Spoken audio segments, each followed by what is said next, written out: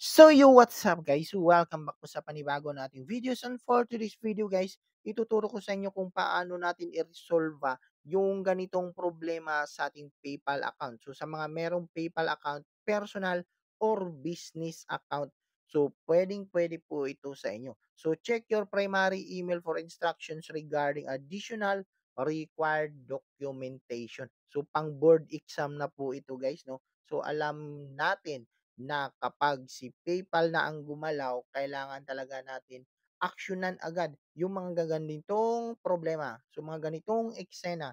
So, kailangan natin sagutan agad kasi meron tong limit at meron tong mga exact date na kailangan natin i-resolba agad-agad. So, punta tayo dito sa inbox at makikita natin dito, ayan, so customer support.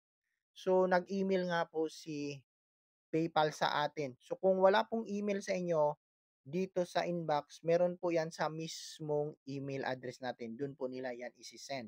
Or pwede po kayong mag-ask sa PayPal assistant kung anong klase nga bang pinapa-resolve nila. Kasi mostly sa mga ganitong exam is pinapadala po ito sa email.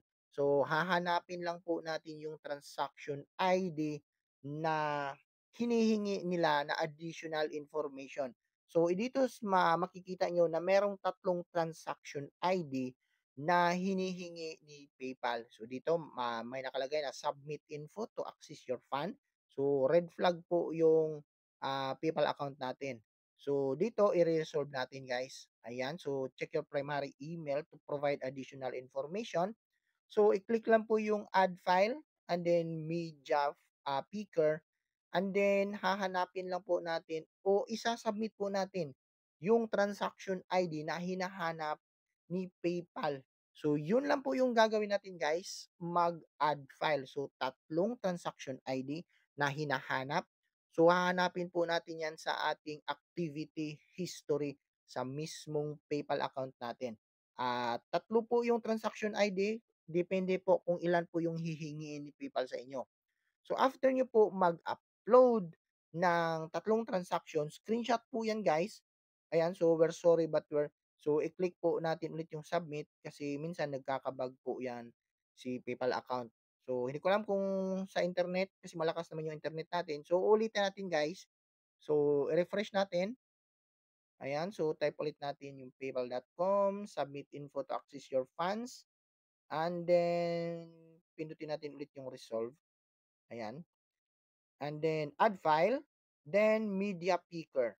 So yung screenshot po natin na transaction ID, doon mismo sa activity or sa mismong email na sinisend ni PayPal na naka-receive tayo ng payment.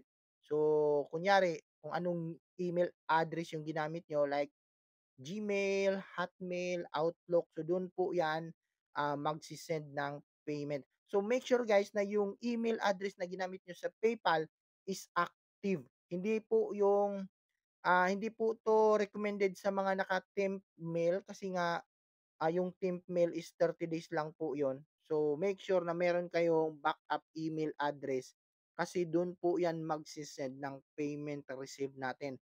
At 'yun po yung i-screenshot natin at i-add file dito sa mismo. Ayan, so pagkatapos mag-submit ng information, wala po tayong ilalagay guys ha. Walang ilalagay na description or anumang notes. So mag-add file lang po tayo dito. Ayan, then after po mag-submit, maghihintay lang po tayo ng reply ni PayPal customer service. So, we're reviewing your information. So, ganun lang po kadali guys kung paano natin sagutan o i-resolve yung ganitong board exam ni PayPal. So, sundan nyo lang po yung sinasabi ko guys. Ayan, so we're reviewing your information. So, kapag kulay dilaw yan, nire-review pa po yan ni PayPal. At ayun, boom! Mga ilang oras lang po guys at mag-email o magse-send po yan ng message sa mismong PayPal email address mo. Ayan, so your account has been restored.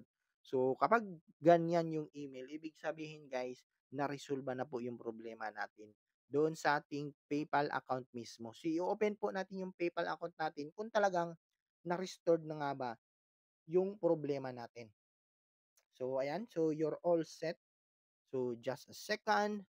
Then papasukin natin yung PayPal account natin. So, by the way guys, ito ay applicable sa business account at personal account. Ayun, so nawala na po yung red guys. Wala na po yung info submit dito sa itaas.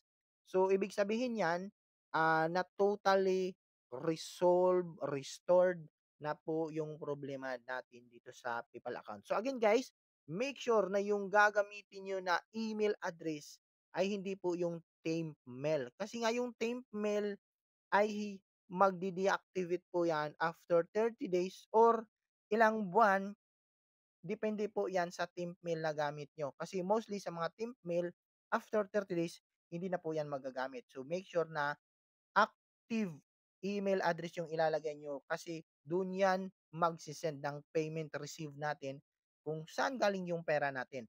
So, yun lang po yung i-screenshot natin, yung transaction history natin. And wala nang ibang sasagutan, wala nang information, description, wala na. So, ayan, so makikita nyo na na-resolve na po yung exam natin and ayan po yung limit sales natin for this month. So, big shout out sa may-ari ng PayPal account na 'to at pinagkatiwala niya sa atin. So, yun lang po guys. So, kung may katanungan kayo sa ating video, pwede kayong mag-comment at mag-PM.